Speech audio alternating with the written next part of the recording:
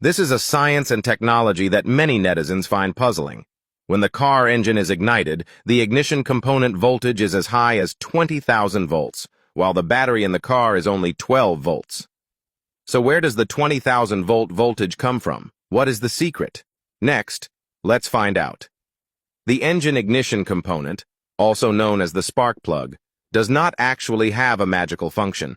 And this thing alone cannot convert the 12-volt voltage into a high voltage of 20,000 volts.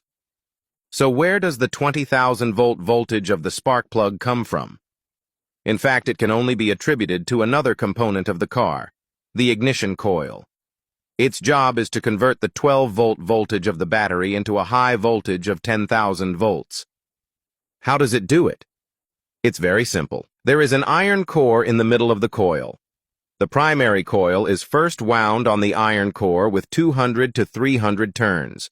At first, the voltage provided by the battery to the primary coil is 12 volts.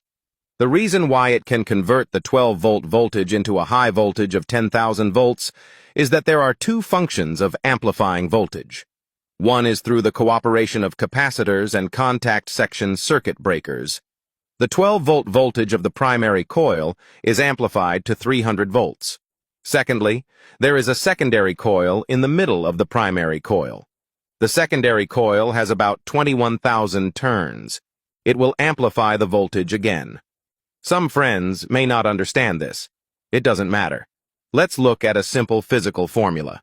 The turns of the primary coil are N1, that is, 300 turns, and the turns of the secondary coil are N2, 21,000 turns.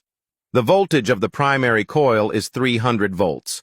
What will be the voltage V2 of the secondary coil? According to the principle of the physical power transformer, when the primary coil is usually alternating current, the iron core of the transformer will generate an alternating magnetic field, and the secondary coil will generate an induced electromotive force. The turns ratio of the transformer coil is equal to the voltage ratio.